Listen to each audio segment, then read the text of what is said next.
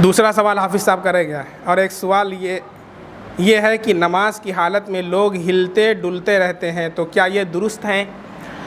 नमाज की हालत में आदत हो जाती है कुछ लोगों की हिलने की, जानबूझ करके नहीं, आदत जो हो जाती है तो आदत की वजह से वो हिलते रहते हैं। तो देखें कुरान में अल्लाह का इरशाद है, वक़ूमू लिल्लाहि क़ानितीन, अल्लाह के सामने खड़े हो मुअद्दब,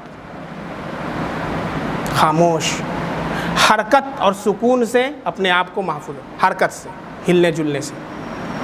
इसीलिए कहा गया इसकी तफसीर खुशू खुजू से की जाती है। नमाज कैसे पढ़ो? खुशू और खुजू के साथ। अब इसकी भी तफसीर हमने कर दिया है कि खुशू किसे कहते हैं, खुजू किसे कहते हैं। खुशू का ताल्लुक़ दिल से है और खुजू का ताल्लुक़ ज़ाहिर के आज़ा से है। क्या मतलब? जैसे नमाज के अंदर क़याम में निगाह कहाँ पर हो?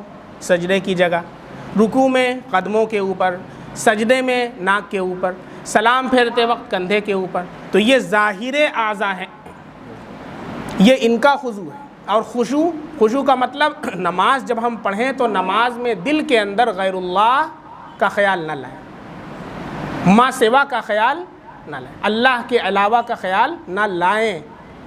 आना और लाने में फ़र्क है, इसको मैंने पहले बता दिया है। प्रैक्टिस करेंगे तो बहुत आसान है नमाज़ पढ़ना, कोई मुश्किल नहीं है, बहुत आसान है। लाना ये है कि हम जानबूझ करके सोचें, घर का ख्याल आ गया तो घर में चले गए, अब घर में हमारा रूम कहाँ है, मोबाइल कहाँ रखा है और हमारी अहलिया कहाँ है, सारी चीज़ें सोचने लगे, यह है लाना। आना क्या है? जो घर का ख्याल आया है ख़ुद से ना, उसी पर स्टॉप कर दीजिए।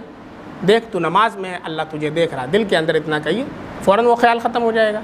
इस तरीके से ख्याल आएगा, कोई मुमानात नहीं है भाई, इंसान है, इंसान में तो ख्याल आएगा ही, लेकिन उसके अंदर नहीं घुसना है।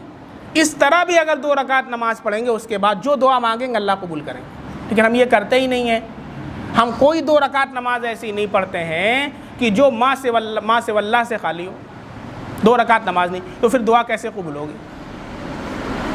तो हिलने जुलने की जो मुमानात है वो इसलिए कि ये खुशू खुजू के ख़िलाफ़ है, इसलिए हिलने नमाज के अंदर हिले जुले नहीं। हज़रत अबू बकर सिद्दीक़ रज़ी अल्लाह अन्हु एक मरतबा घर में तशरीफ़ लाए तो देखा कि आपकी अहलिया नमाज़ पढ़ रही थी और नमाज में हिल रही थी। तो इस कदर ज़ोर से आपने डांटा कि वो फरमाती हैं कि मैं नमाज तोड़ने के करीब हो गई, नहीं, ज़ोर से डांटा।